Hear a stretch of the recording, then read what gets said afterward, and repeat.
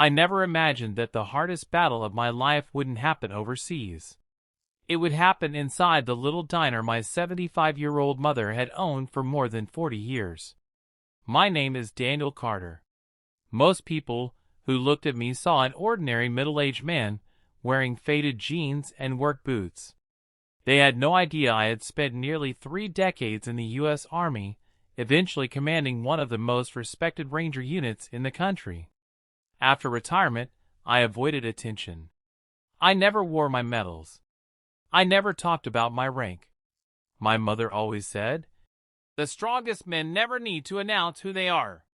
So I didn't. Every Friday morning, I visited Mom's diner. It wasn't fancy. The tables were old. The coffee was strong. The pie recipes hadn't changed since the 1980s. But it was home. Everyone in town knew my mother as Mrs. Carter. She remembered every customer's favorite breakfast. She quietly paid meals for families who couldn't afford them. She even fed the local police officers for free on Christmas morning. People loved her. Almost everyone. The only exception was a man named Kyle Brooks. Kyle wasn't respected. He was feared. He owned several buildings downtown, controlled a few local businesses, and surrounded himself with men who enjoyed intimidating people. If someone refused to do business with him, strange things happened. Broken windows. Anonymous threats. Inspections from city officials. Everyone suspected Kyle. Nobody could prove it. That Friday morning started peacefully. Mom was pouring coffee while humming an old country song. I was sitting in the last booth, reading the newspaper. She smiled at me. "Same breakfast?" I smiled back. "You already know." Then the front door slammed open. Kyle walked inside with 3 men. The diner instantly became silent. Even the forks stopped moving. Kyle looked around with that arrogant grin he always wore. He walked directly toward my mother. "I told you," he said loudly. "I'm buying this place." Mom calmly folded her towel. "I already answered." "My answer is still no." Kyle laughed. "You don't understand. I wasn't asking." Customers lowered their heads. Nobody wanted trouble. Mom stood her ground. "This diner isn't for sale. My husband built it. My family grew up here. It stays with my family." Kyle's smile disappeared. He stepped closer. "You've got one last chance." Mom looked him directly in the eyes. "No." Without warning, Kyle raised his hand. Crack! The slap echoed through the diner. My 75-year-old mother crashed onto the tile floor. Coffee cup shattered. A chair tipped over. Blood appeared near her eyebrow. Nobody moved. Not one person. Fear froze the entire room. Kyle laughed. "That's what happens when people forget who's in charge." One of his men kicked Mom's cane across the floor. They laughed together. Something inside me became completely silent. Not angry. Not emotional. Just focused. The same calm that had carried me through combat. I slowly folded my newspaper. Placed it neatly on the table. Then stood. Kyle finally noticed me. He smirked. "You got something to say?" I walked past him without answering. Knelt beside my mother. Helped her sit up. She whispered through tears, "Don't! They're dangerous." I gently wiped the blood from her face. Then I kissed her forehead. "I'll handle it." Kyle burst into laughter. "You? You think one old man can stop me?" I slowly stood, turned toward him. For the first time, I looked directly into his eyes. Every ranger under my command used to recognize that look. It meant someone had crossed a line. "There are 2 kinds of men," I said quietly. "The first make people fear them.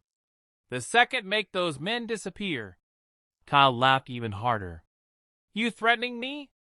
"No. I'm explaining what's about to happen." His bodyguard stepped forward. One cracked his knuckles.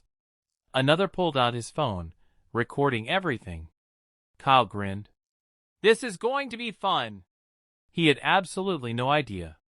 The quiet man standing in front of him had commanded hundreds of Army Rangers during some of the most dangerous missions in modern military history. And for the first time since retirement, Daniel Carter wasn't acting like a retired veteran anymore. He was acting like a commander. The diner was so quiet you could hear the coffee machine dripping into an empty pot. Kyle's grin slowly faded. Not because of my words. Because of my eyes. Men who had served under me knew that look. It meant every decision had already been made. Kyle pointed toward the door. Throw him out! His biggest bodyguard charged first. He was at least 6'4" and built like a linebacker. He swung a heavy punch. I stepped aside. His momentum carried him straight into a table, sending plates crashing across the floor. Before he could recover, I twisted his arm behind his back and pinned him to the ground. The second man rushed in, with a chair raised above his head.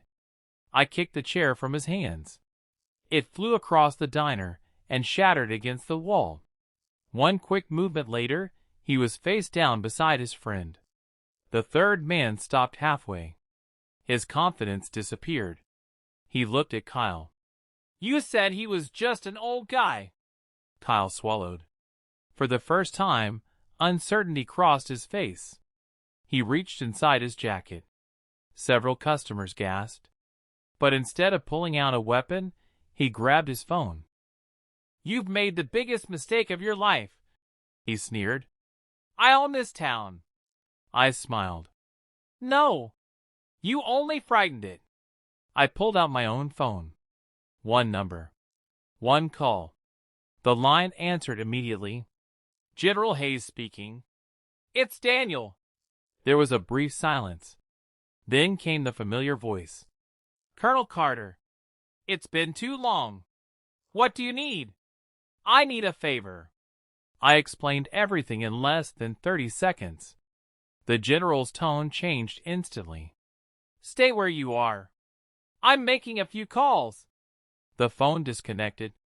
Kyle laughed loudly. You think one phone call scares me? I didn't answer.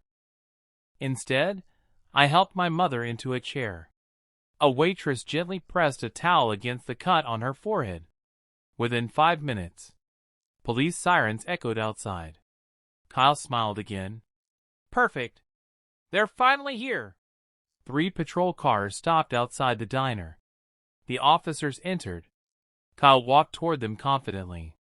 There he is. He assaulted my employees. One officer looked at me. Then his eyes widened. He recognized me immediately. Colonel Carter? I nodded. Before another word could be spoken, 4 black SUVs rolled into the parking lot. Every customer rushed to the windows. Men in dark suits stepped out. Not local police. Federal investigators. Behind them came another vehicle. General Hayes himself stepped out. Every officer inside the diner immediately stood straighter. Kyle looked confused. Who are these people? The general walked directly toward me. Without hesitation, he saluted. Every military veteran inside the diner stood. Several customers placed their hands over their hearts. The general turned toward Kyle. Are you the man who assaulted Mrs. Carter? Kyle forced a smile. This is just a misunderstanding. The general looked toward the federal agents. Begin. Within minutes, laptops opened. Documents appeared. Bank records. Property transfers. Business licenses. One investigator looked at Kyle. We've been investigating you for 18 months. You threatened witnesses. You committed tax fraud. You laundered money through shell companies. You bribed city officials. Kyle's face turned pale. He looked around desperately. This is impossible. The investigator smiled. No. You simply attacked the wrong family. Another agent handed the police chief a thick folder. There are enough charges here to keep him in prison for decades. The police chief looked at Kyle. You are under arrest. Kyle backed away. You can't do this. I own half this town. An elderly customer slowly stood. No. You bullied half this town. One by one, people found their courage. The mechanic spoke first. He threatened my shop. A teacher stepped forward. He blackmailed my brother. The pharmacist nodded. He forced me to sign fake contracts. Then another. And another. Soon nearly everyone inside the diner was speaking. Years of fear disappeared in a single morning. Kyle realized what had happened. Without fear, he had no power. As officers placed handcuffs on him, he stared at me. You planned this. I calmly shook my head.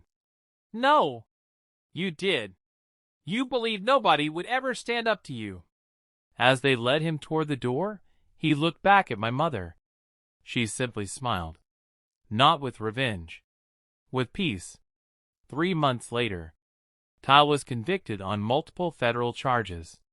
Several corrupt officials resigned. His businesses were seized. Victims finally received justice. As for my mother, the entire town came together to repair her diner. Carpenters donated their time. Electricians replaced the wiring. Painters gave the building a fresh look. Someone even installed a new sign above the entrance.